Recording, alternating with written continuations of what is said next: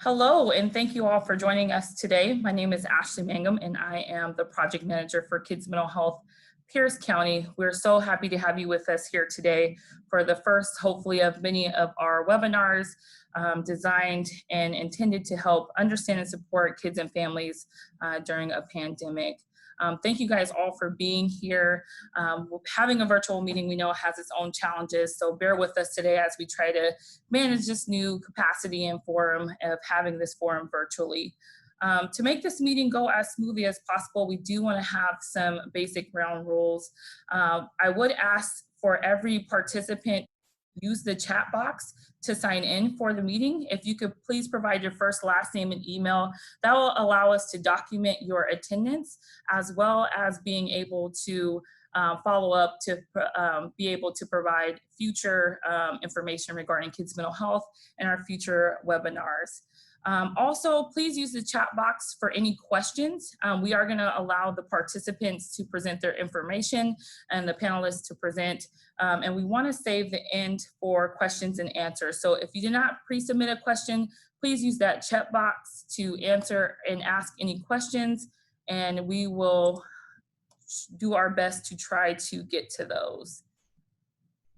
Also, I would ask, because we're using this virtual platform, that if you are not speaking, if you could please mute your phone and camera. That will give us the best opportunity to use the best bandwidth on this virtual platform. And again, use that chat box to ask questions. So I have a couple helpers on here from the steering committee that will be monitoring that chat box. Hopefully we'll have the opportunity to get to all questions. I also wanted to mention that this meeting will be recorded, so we're hoping that we'll be able to share this. We do have a large meeting capacity, so we're hoping that everybody will be able to get into this meeting today. However, this meeting will be recorded to share in the future as well. So again, thank you to everybody who is here today. I did want to provide a brief overview of Kids Mental Health Pierce County. And again, our goal for this series is to provide strategies and supports for parents and caregivers within Pierce County. And so just to give you a little brief background of Pierce County, Kids Mental Health Pierce County, we are a coalition of persons and agencies in Pierce County who have come together to help develop a streamlined and coordinated system for school-age kids in crisis here in Pierce County. And so we've been doing a lot of work in Pierce County over the last year to really develop strategies and actions to allow us to be able to improve our youth mental health system here in Pierce County. And I am trying to move this PowerPoint. All right. And again, so our Kids Mental Health Pierce County is dedicated to developing a responsive behavioral health system in Pierce County. We are a coalition that is existing of various stakeholders in the community, include school districts, law enforcement agencies, community mental health providers, all with the shared values of building a coalition of trust and keeping kids at the center of the work that we do. And so our work has really been spread between 4 different priority action steps, and those include access and care coordination, youth mobile crisis, family wellness center, and workforce. And so we have monthly action team meetings designed at providing suggestions, really looking at our youth behavioral health system and providing recommendations to various entities on how we can support those various action steps. And so again, I just wanted to thank you guys all for attending. We're hoping that this is the first of many webinars to come. And so again, I want to thank you guys for your time and being here today. And so I'm going to stop sharing this. And before we get started, I did want to do a poll. I think that will help our panelists in terms of understanding kind of the population that we have and the different stages of development that kids are with the parents. And so I'm going to launch a poll and just asking all the participants to answer, what developmental stage is your child or children in? So if we want to take about a minute or so to poll question, that will really, really help us.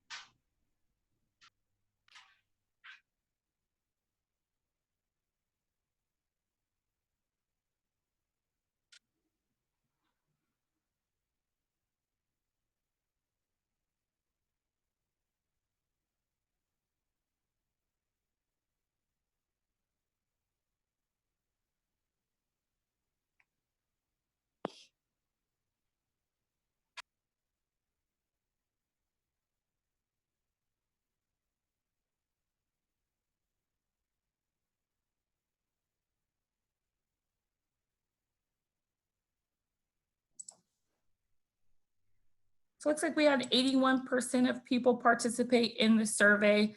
So we have a good balance. So about 2% have kids in infancy stage, 2% in early childhood, so that 2 to 3 years, 12% preschool, 24% school age, and 26% adolescents. And then we have families with multiple stages, so about 34%. So definitely glad to have that information. I think we'll have a great conversation and a lot of good information that will really cover that continuum. And so again, I really want to thank you guys all for being here. Continue to use that chat box for questions. We will document those.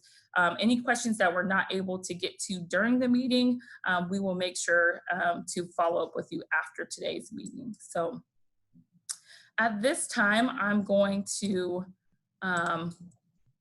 introduce our first panelist, Dr. Chris Radish.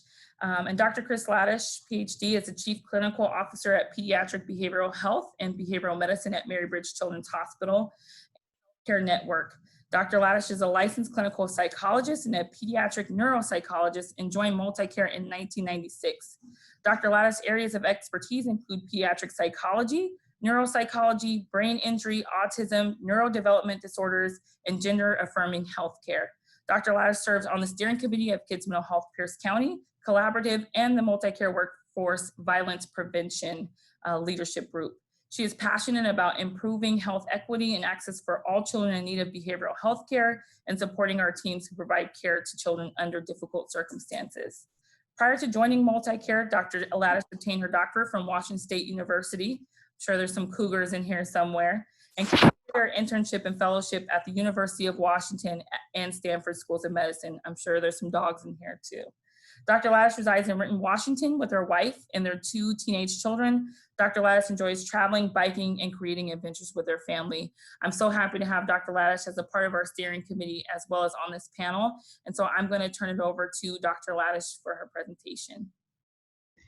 Thank you, Ashley, and thanks to all of you. Wow, we have a lot of people on here, and this is thrilling to me and very, very exciting. And I am really looking forward to kind of sharing some information and also learning from all of you. As Ashley shared, I am also a parent of 2 teenage kids. Mine are 16 and 17. I have a son who has high-functioning autism.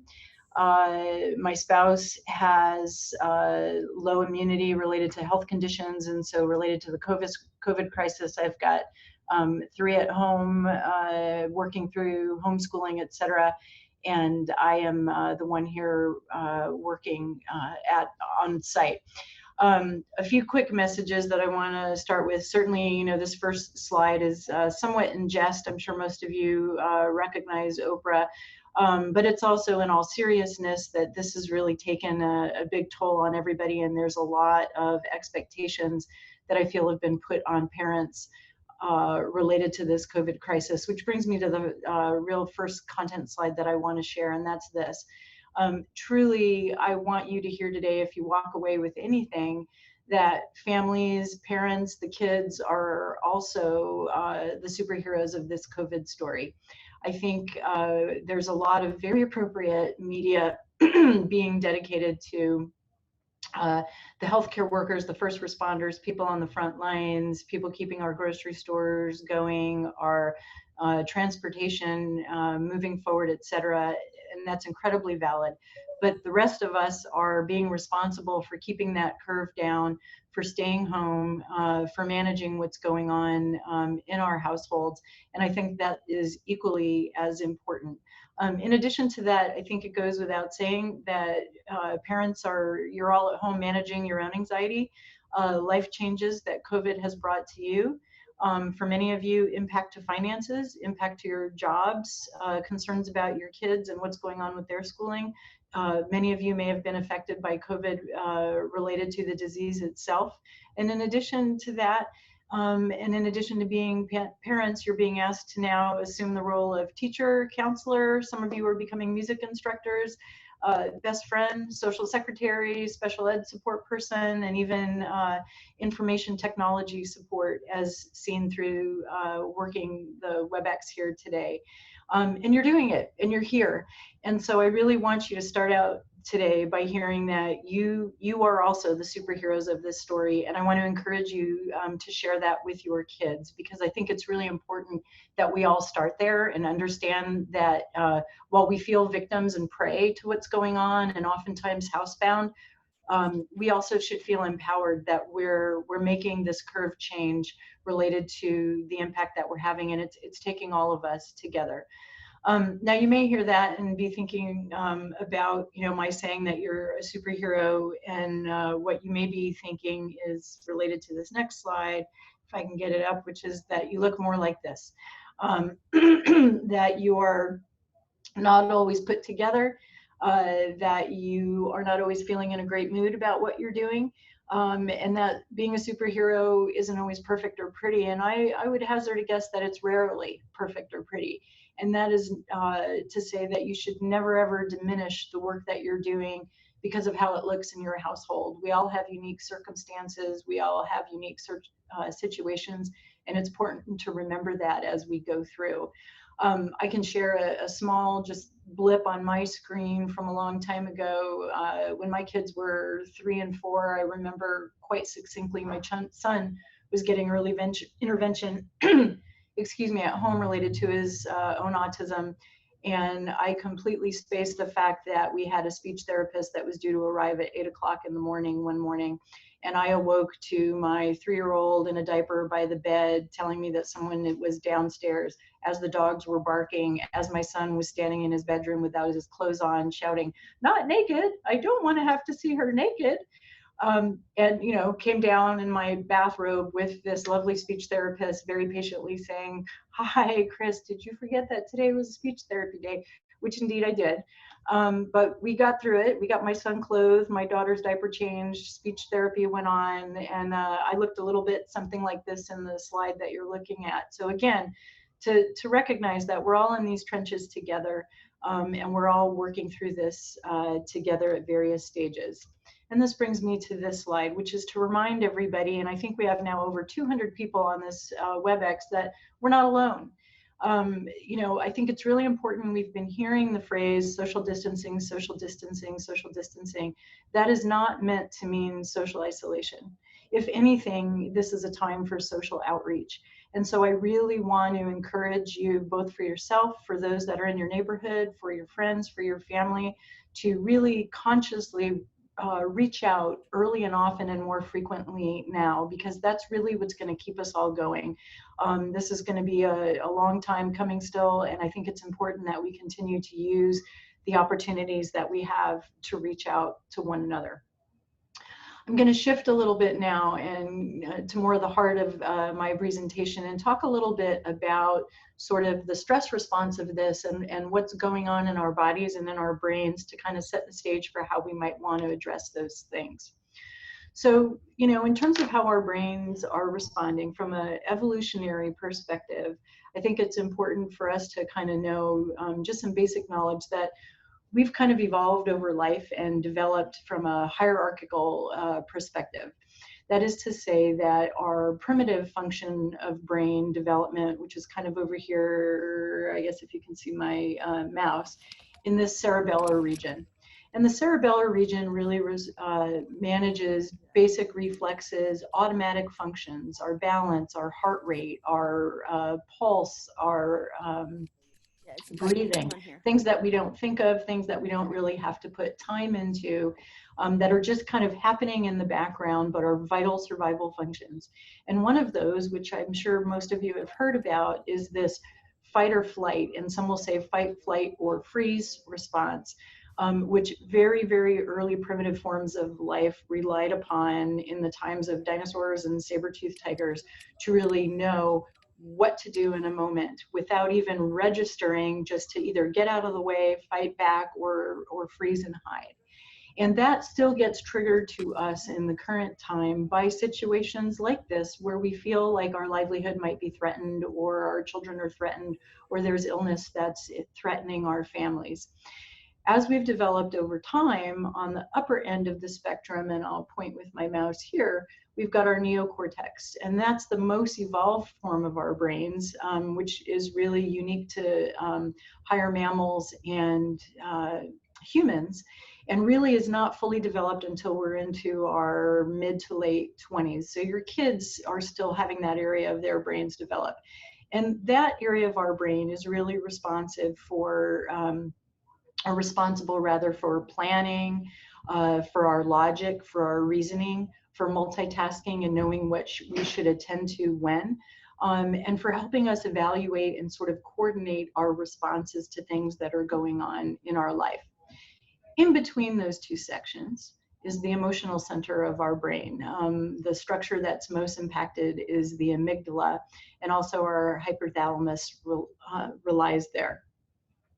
In that form of our brain, it functions somewhat like a gatekeeper or a security guard at a check-in point at an airport. And it really allows and makes rapid decisions about what can pass through up to our higher cortical function, or when to send a message rapidly down to that fight, flight, or freeze mechanism. When it is hyper engaged and engaged on a long period of time, most messages are usually going down here, back to this fight or flight. And so you've got this high emotional reactivity, engaging your fight or flight on a constant basis, and your physiological, biological response to that is sort of chronic elevation of your blood pressure, shortness of your fuse, hands get sweaty, your heart rate goes up. And during that period of time, this frontal lobe here that is really responsible to kind of execute on logical decision making more or less goes offline. And so you find people that are not in their best brains, so to speak, no pun intended, and they may be making decisions or responding to things that really don't have a recognition about time or logic and are feeling like they're constantly functioning in crisis. Some of that is true for the current time, but not all of that is relevant because we're not constantly in crisis through this, hopefully. So how do we counterbalance that decision, and how do we take advantage of bringing our logical, excuse me, portion of our brain more online? Well, the first thing we have to do is we have to recognize it, and we have to operate from the standpoint that we're working against a motor, our brain biology that is really constantly and chronically revving too high.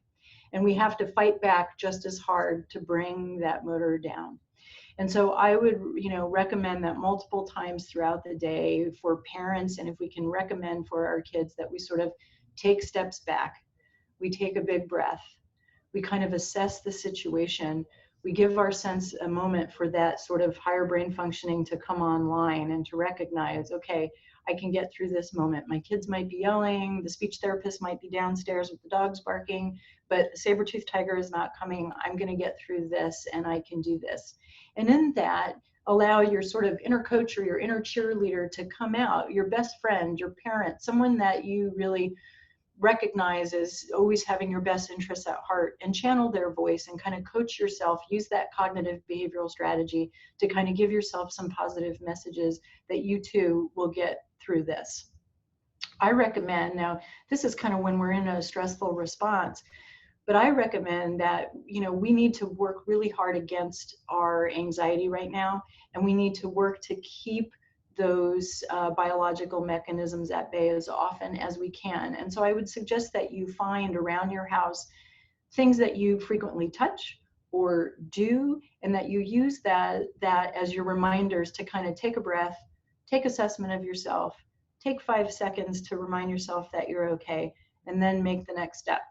For myself, for example, at work, I oftentimes use door handles. And every time I go in and out of a door or open a door, I try to remind myself, okay, that's my signal. Take a breath, think about what I'm getting ready to do, remind myself that I'm getting through the day okay, and then move forward. And I suggest that you take a similar strategy. Let's talk about what's happening, though, when we've got fight or flight going on in kids. The first thing that I want you to understand about your kids, and I see that we have mainly school-age kid parents online, is that your kids are going through the same physical changes that you are experiencing. Their blood pressure too gets elevated. They may experience feelings of being lightheaded or dizzy. They may have headaches. They may get sweaty. With little ones, like in this picture that you're seeing, their cheeks will get flushed. Or you'll just notice that all of a sudden they just seem sweaty and the ringlets in their hair is getting curled. Well, they're going through a little bit of their own fight or flight as well. The emotional changes that we're all used to seeing, you know, kids get irritable, clingy, fussy. Teenagers may become more withdrawn or just act as if the world has done them wrong, which right now they have a lot of reason to be feeling that, quite honestly. And they're hypervigilant. The difference for them is that they don't have a full developed frontal lobe or neocortex to kind of help them engage the right response and to put it into perspective. Rather, they're kind of running around just feeling like their systems are more elevated and they're struggling. And for them, it looks more like this, as if their little brains have been hijacked by their emotions. It's sort of, you know, these very vigilant, engaged system that's moving through with these free-floating feelings, wanting to attach to something and not fully understanding why they may be feeling that hyper-arousal. Kids who do that may lash out in ways that don't make sense or certainly don't make sense to us. They may lash out at something that's gone on. It doesn't really make them feel better. That just makes them more frustrated, and it agitates them and it agitates us. So what do we do about that? Well, the first thing we want to do as parents is that we want to make connections for them. We want to help them dysregulate or regulate their system as well. But I will say that to be effective at that, the first thing we have to do is we have to start with ourselves. I've got this little airplane picture on here to remind myself over here that, you know, when you travel on an airline, think about what the stewardess usually says to you about if the plane is experiencing turbulence, or God forbid, if the mask dropped down and you're flying with a child, what do they tell you to do? Put your mask on first. Because if you don't oxygenate your brain, if you're not taking care of your own crisis needs, you're not going to be of use to anyone else. Well, the same is certainly true for this. So by all means, give yourself permission and actually recognize that it's critical that you start with you. Part of the things that I would encourage you to do are take one step at a time. Consider your day in small segments and small doses. If an hour is too long, get through the next 5 minutes. Make it something that feels digestible and move yourself through in sequences. It's also helpful to keep a flexible schedule. And some of you may be saying, flexible schedule, what exactly is that? Well, what I mean by that is we want to have a plan, but be forgiving of yourself that all things may not always go as plans do. Having a general plan can help you feel empowered and help your kids feel empowered about knowing what's coming next. And also build in extra time. This is stressful for all of us. It's exhausting. We need a little bit more time to process. In terms of our kids under stress, a couple other things to understand is sort of to know what to expect from your kids while this is going on. Some of the rules of kids under stress include the following. Expect them to shut down or communicate in the manner that is most easily accessible to them, which means that they're not going to find nice fluid words and statements for when they're feeling overwhelmed. They're going to do the first thing, the quickest thing that gets their message across. The message is usually, I'm mad and I don't like what's happening. And the way in which they're going to engage that is with their behavior. It's not going to come out in words or in the rules that we have at home. They're going to demonstrate that with their behavior. And that's not to irritate us, that's to let us know that they're unhappy. And what we can do is try to offer healthy outlets for those appropriate emotions. An example in my house when my kids were little was, I know you're mad and that you have a right to be mad that we're not going to the playground, but we can't hit mommy and we can't bite our sister. Maybe we can beat our drums or beat our fists or go out and kick the dirt, but we can't do these activities that are harming or putting other in harm's way. Another thing to expect is that kids, like all of us, will resort to pleasurable or avoidant activities as compared to non-pleasurable or challenging activities. And that's getting back to that fight or flight response. We don't want to run into danger. We don't want to run into things that are challenging. And if anything, we want to run away. And finally, kids are going to take that free-floating anxiety and they're going to try to latch it on to something that may make it make sense for them, but it may not be the appropriate thing. So kids that have a total temper tantrum over a very minor thing, that's kind of what's happening there, is that they're going to kind of take their angst from all that's going on and it may fall on whatever is the most easy thing to connect it to. So a few last minute things to think about in terms of helping kids cope. First thing we can do with schedules is to make the unpredictable more predictable. What do I mean by that? Well, I mean, we don't know when COVID is going to end. We don't know, well, we know the kids are not going to school this year, but we don't know exactly what that's going to look like for next year. There are many questions that aren't being answered, but we can put things in front of them that make sense. We can give them choices. We can let them decide which homework do they want to work on in the next hour. We can set schedules throughout the day. Engaging their brains is important. I think most kids are doing that with the schoolwork that's coming home. Offer physical activity. That's very helpful for them to feel like they can kind of relieve some of this stress. Allow downtime and fun. And I encourage you to focus with your kids on what they can do, not what they have to stop doing. And that's both with regard to activity as well as their healthy expression of their emotions. So with a lot of kids, sometimes we fall into that habit as parents saying, we need to stop doing this and don't do that, and we can't do this, and I don't know when we're going to do that. And that just feels like shut down, shut down, shut down. So if you can, focus on what your kids can do. And what I would like you to kind of think about is what I term the 5 M's. So we've got movement, offering kids some movement, mindfulness, helping them stay present moment, mastery, helping them focus on the things they can do, build in some meaningful connections in terms of their social world and social life. And then finally, management, help them manage their emotions. For my closing slide with regard to COVID, I'm going to just encourage you to think about it this way. Whatever they focus on is going to help them think about what they can change or what their circumstance is. And so we don't want to be out here with all these things that they can't really impact. We want them to focus on what they can control in here. With little ones, you can even think about it like shining a flashlight and ask your kids, where's your flashlight of your brain shining right now? Are you focusing on things that we can change, or are you focusing on things that we can't? And how does that make you feel? You might even take a flashlight out at home and kind of practice doing some of that at home. So Tammy McKay, my colleague, is going to have many more strategies and discussion for you. I'm going to cut myself here. And Ashley, I'll let you introduce our next speaker.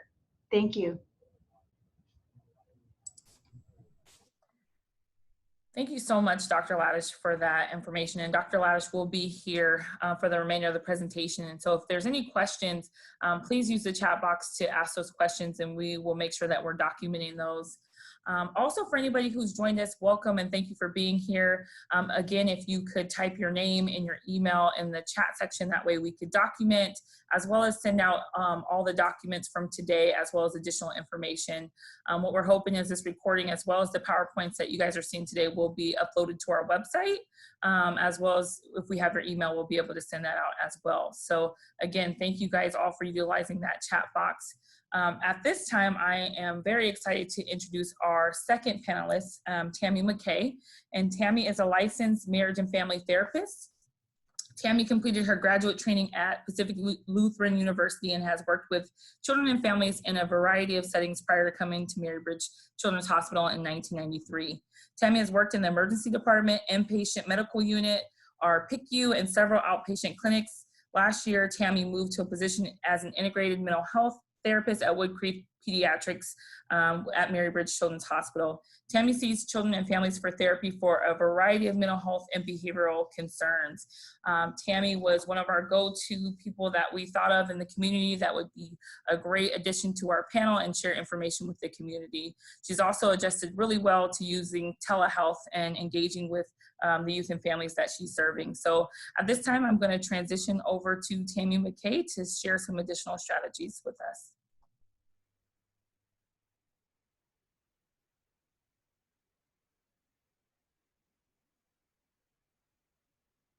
Okay.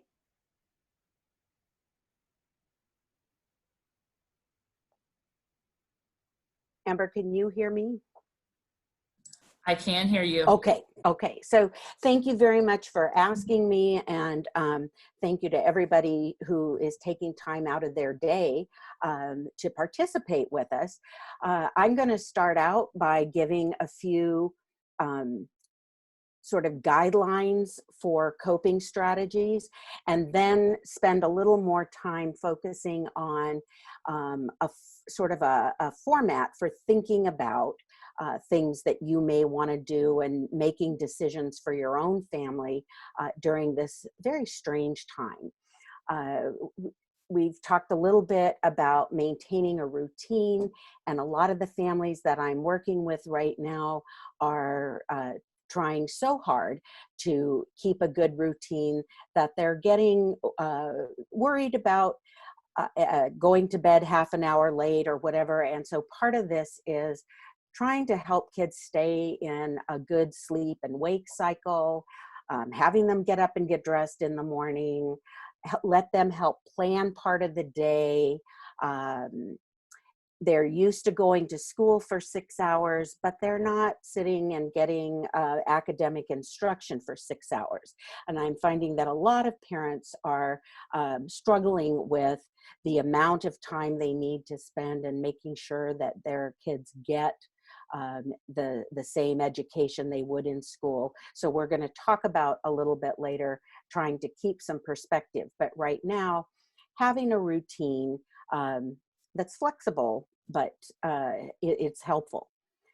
Limiting access to the news media, and that may seem obvious, but some of the younger kids probably don't need access at all, and just if they're hearing about the virus, will just benefit from your reassurance that you're paying attention to what's going on and you're taking care of them. Some of the older kids, the adolescents, may have an interest in monitoring some of the media coverage. And then if you can do that together, or at least encourage some conversation and help them with some of the conflicting information, the information that's speculation, things like that, to help them manage what they're doing with that information. Kids who are already a little bit anxious are certainly going to be more so at a very uncertain time like this. Helping kids keep in touch with friends, even if they can't right now get together or they can't meet up at the park, finding ways to see each other on FaceTime or other social media venues, and keep in touch with what they're doing, what's going on, and keeping those relationships going will be one small way to help things feel at least a little bit more normal, if you will. The other thing that I am finding with a lot of the kids and families I'm working with right now is that it's very, very easy to focus on the many things that we can't do because they're so painfully obvious. And part of what we can do is to focus on the things we can do. And more specifically, are there things we could do for somebody else? So school-age kids, teenagers, but even our preschool kids, identifying, is there a grandparent who lives alone? Is there a person in your neighborhood who lives alone? Kids drawing pictures, sending them, doing FaceTime with people. The focus on somebody else other than us, and how can I make somebody else's day better, not at the dismissal of our own anxiety and frustrations, but recognizing that we're kind of all in this together, and it may be helpful to think about ways that we can reach out. So those are my 4 sort of general areas that I'm talking with families about right now. And the other part of what I wanted to spend a little more time talking about were things that I'm hearing from parents that they are feeling most stressed out about, most concerned about right now, while they have their kids at home, while they're trying to do all of their education, and some of their expectations. So I want to start with perspective. And so as you are thinking about things and either making plans for your day or thinking about, oops, or thinking about whether or not one particular thing is important to do today or not, keep in mind that as parents and adults, we have a very, very different perspective than particularly our very young children, but even than many of our adolescents. So we're hopefully able to take a step back more easily and look at the big picture and recognize that this is going to improve and circumstances are going to get at least closer to what they were before than they are now. Little kids, the preschool kids, school age kids are not doing that. They're living right now, and what's happening right now is the way it is. And so they're going to need some help and reassurance that we hear them, we hear their anxiety, we hear their worries, but also they need to hear our honest reassurance that things are going to get better, that mom, dad, teachers who are still in touch with their students, that we're the adults in their lives are paying attention to what's going on and making sure that they get the things they need and keeping them safe, and that doesn't have to be one of their great worries right now.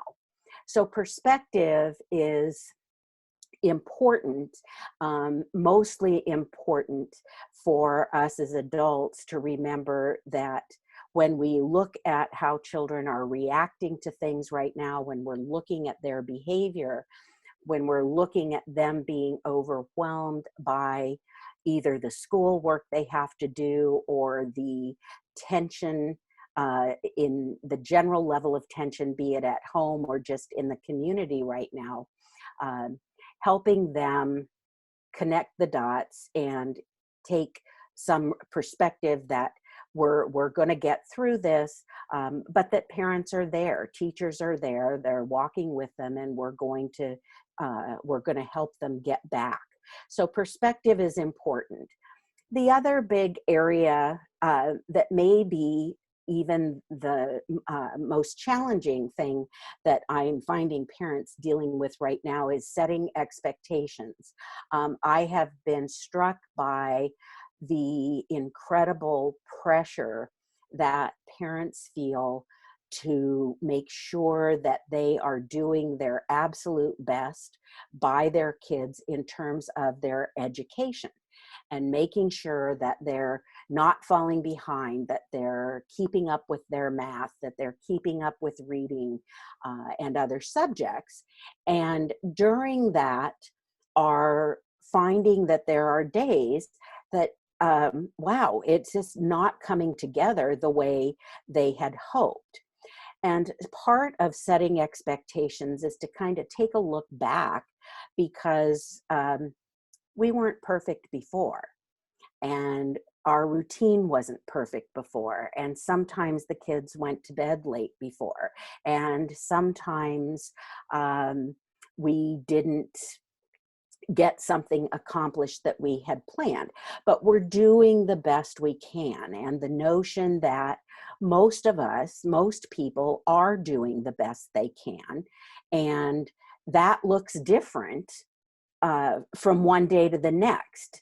And that was not meant to sound sarcastic, but rather that my best today, if I got a good night's sleep last night and I had breakfast this morning and I am rested and prepared for the day, my best today is going to look really different than it would if I didn't get a good night's sleep last night, if I missed breakfast, if I listened to a 2-hour report from somebody about the COVID virus, and I am worried about what's going on at home and why mommy and daddy aren't going to work, why they seem extra stressed out.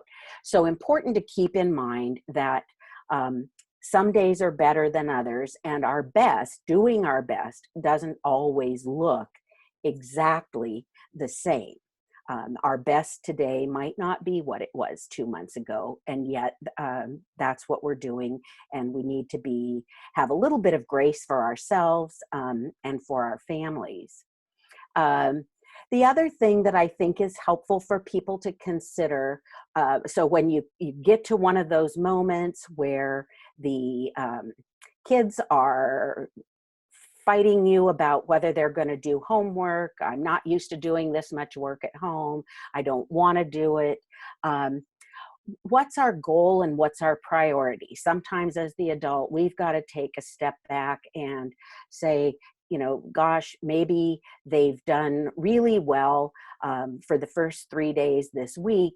And then we have a day where somebody gets up in the morning and they're just out of sorts.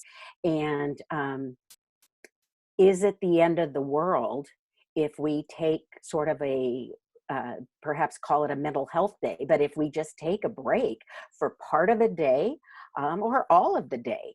And does it really matter if we spend a couple hours fighting about whether you're going to do your math or spending some time talking about today's a hard day and what can we do to kind of help ourselves regroup and maybe even focus on something that helps everybody just reset and get some energy back. Certainly, I'm not advocating that everybody tell their kids, you know, especially your high school kids, you don't need to do your schoolwork.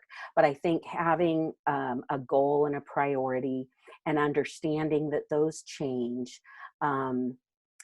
it's important to be flexible with younger kids. And for those of you that are dealing with younger kids who also have special needs, if you've got a child who goes to school every day but deals with ADHD, or they have an IEP where they're receiving a variety of special services, you can't replicate all of that at home.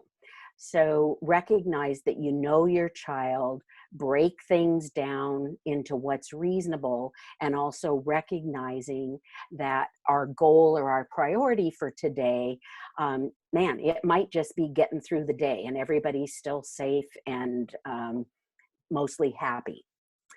The last area that I want to kind of focus on is recognizing, and this is really for all kids, even though I think it's going to sound more relevant to younger kids, but play is learning for children. And so I hear parents saying, feeling frustrated because they're trying to get kids to sit down and do their math, do their reading, do some writing, all of which is important. But their frustration is that the kids just want to go out and run around. And so recognizing that some of that is also important and that kids do learn. They use play to master concepts, to develop new skills. They practice vocabulary. They try out characters. They build communication and motor skills.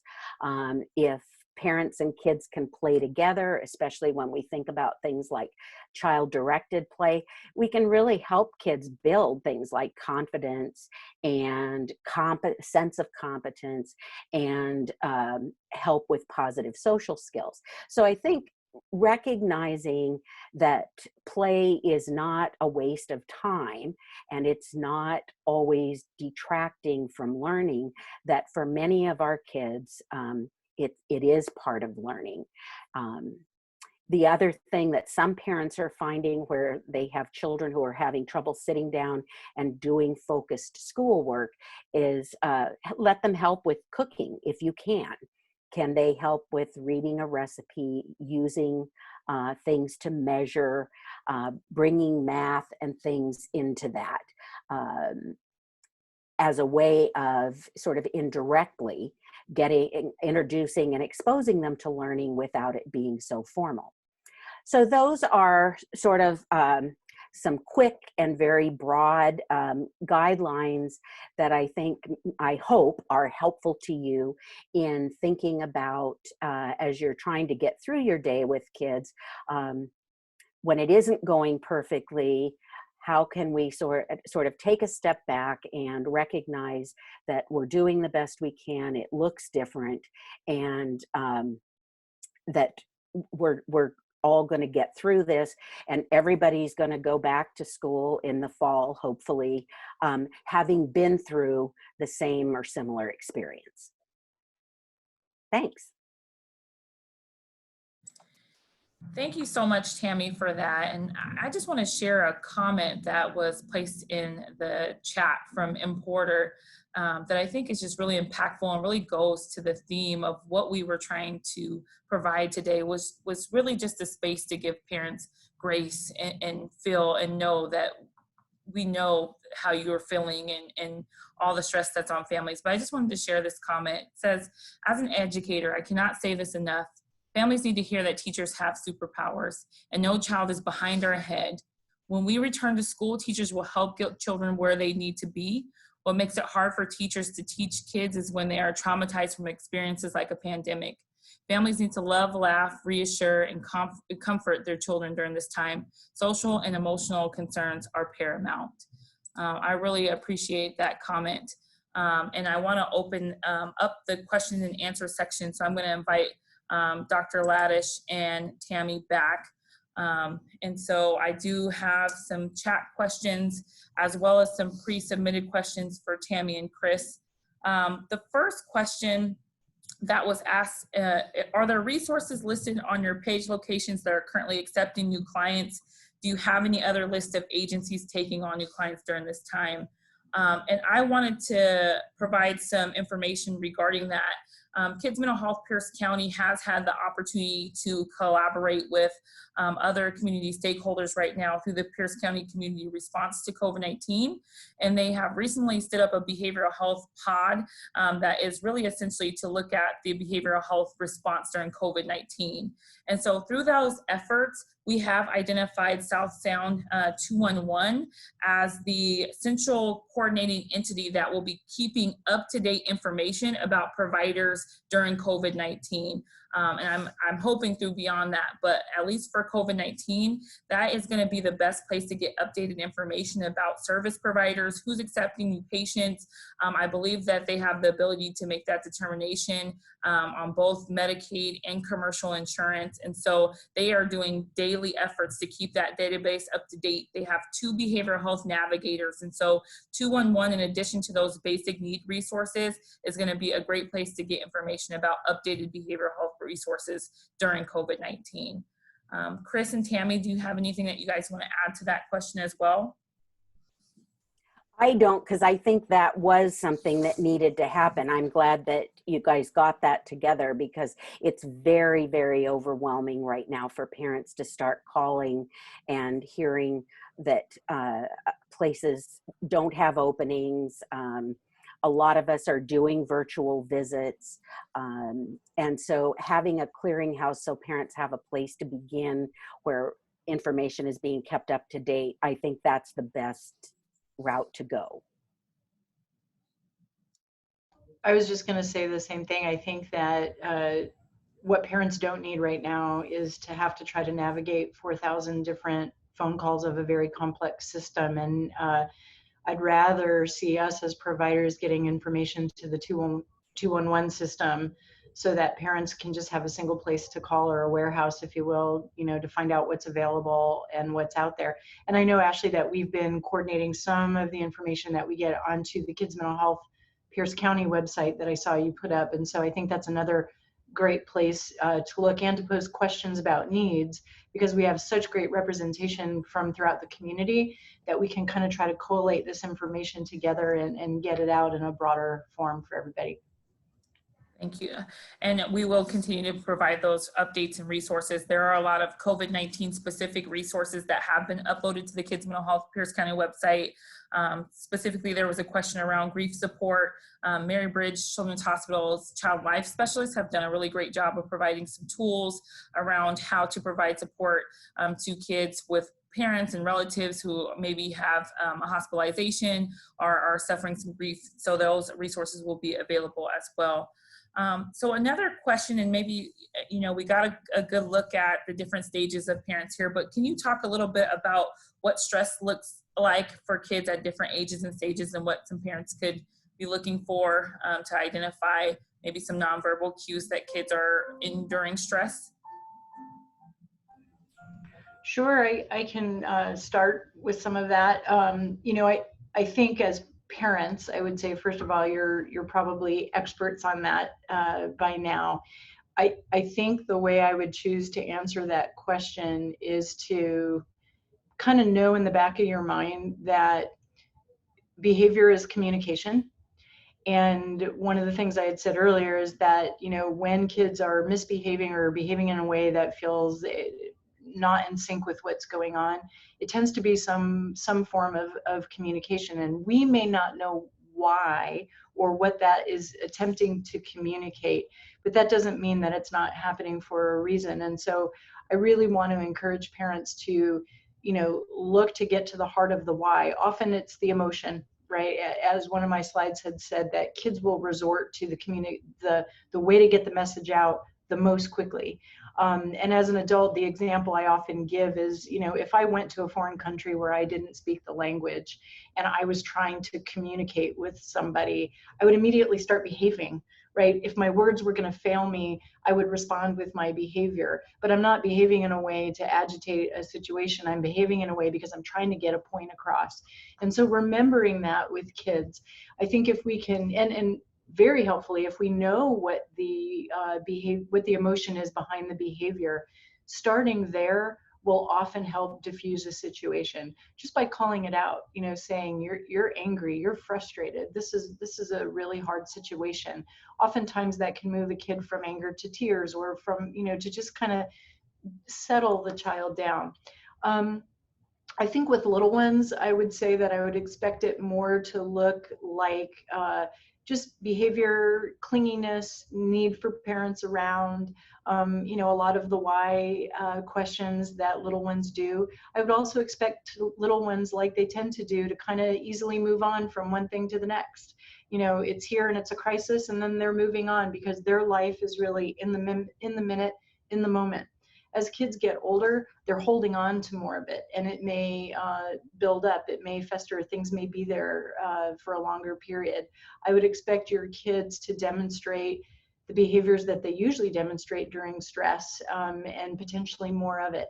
So if you've got a child who's an internalizer, who likes to go to their room and close the door, that may be their default. I oftentimes, for parents, recommend that we do a lot of thinking out loud. Even though they may not be joining in the conversation in that moment, you can bet that their ears are listening. And so saying, gosh, I hear that, a lot of kids are struggling right now. I'm wondering if you've been frustrated, if you are feeling like this is never going to end. I'm wondering if you have questions about how school is going to wrap up this year. Just kind of starting that dialogue in a non-threatening way can be helpful. I think also, I don't want to dismiss the normalization of how challenging this is by dismissing that there are some kids that may respond in a way that's truly above and beyond, and that you as parents feel very overwhelmed and worried about the mental health of your kids, the level of anxiety they're experiencing, or that it just feels like it's going to a level that doesn't feel right to you, that you feel like you need more information. And for that kind of information, I really would utilize the 211 system.